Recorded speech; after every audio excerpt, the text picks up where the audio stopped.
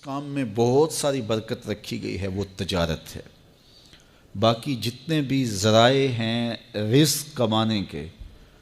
اس میں 10واں حصہ رزق کا ہے اور 9 حصے صرف تجارت میں رکھے گئے ہیں۔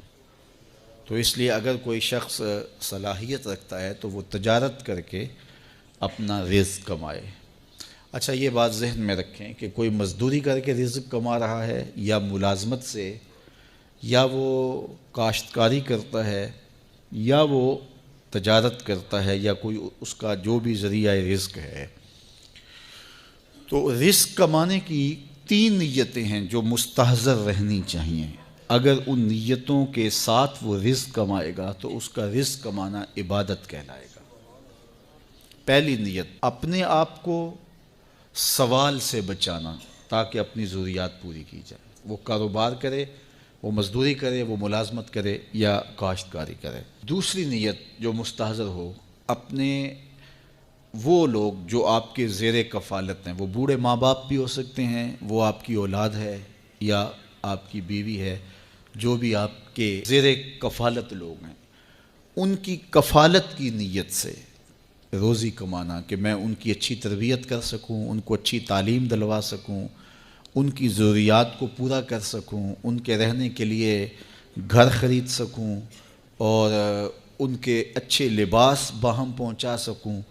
ان کی غذائی ضروریات کو پورا کر سکوں، بیمار ہو جائیں تو ان کو دوائی لا کے دے سکوں، ان کی شادی بیاہ کے اخراجات پورا کر سکوں۔ تیسرا مقصد، معاشرے کے وہ لوگ جو کسی وجہ سے کما نہیں سکتے، اپاہج ہیں، بیوگان ہیں، اراملہ ہیں، مساکین ہیں، یتاما ہیں، یا وہ زاویے، وہ جگہیں کہ جہاں اخراجات ہوتے ہیں اور وہ معاشرے کی تشکیل کے لیے، آخرت کی بہتری کے لیے وہ جگہیں ضروری ہیں اور ان کے نظم کے لیے پیسے کی بہرحال ضرورت ہوتی ہے، جس طرح یہ مدارس دینیہ ہیں، مساجد ہیں، اور فلاحی ضروریات کو پورا کرنے کے لیے جو ادارے ہیں۔ تو اس نیت سے کمایا جائے کہ اگر میری ضرورت اور میرے بچوں کی ضرورت سے رزق زیادہ ہو جائے تو میں اس رزق سے، اس مال سے، اس دولت سے غرباء و مساکین کی مدد کر سکوں گا، اس سے معاشرے کے اپاہج اور کمزور لوگوں کے کام آ سکوں گا، مدارس دینیہ اور مساجد کے نظم کو چلانے کے لیے میرا ایک بھرپور حصہ ہو سکے گا۔ تو اس نیت کے ساتھ وہ کاروبار کرتا ہے۔ ان 3 نیتوں اور اہداف سے ہٹ کر کے رزق کمانا مذموم ہو جاتا ہے۔ اگر کوئی اس لیے رزق کماتا ہے کہ میرے پاس دولت فراواں ہو تو میں عیش و عشرت کر سکوں گا، میرے پاس دولت فراواں ہو تو میں اپنی برادری میں، اپنے شریکے میں تفاخر کر سکوں گا، میں امراء کی فہرست میں آ جاؤں گا اور میں ان میں نمایاں ہو جاؤں گا، یہ مقاصد سفلی مقاصد ہیں، ان کی اجازت اسلام نہیں دیتا۔ تو ان 3 مقاصد کے لیے رزق جتنا بھی کما سکتے ہو آپ کماؤ، اپنی ضروریات کو پورا کرو، اچھے طریقے سے پورا کرو، اپنے بچوں کی ضروریات کو اچھے طریقے سے پورا کرو۔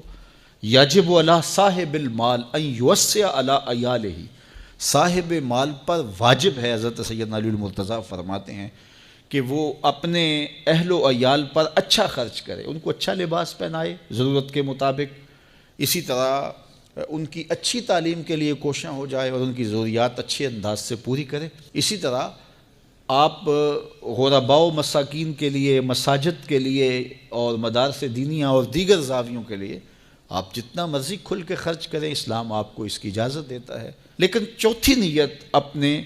اہداف میں شامل نہ ہونے دیں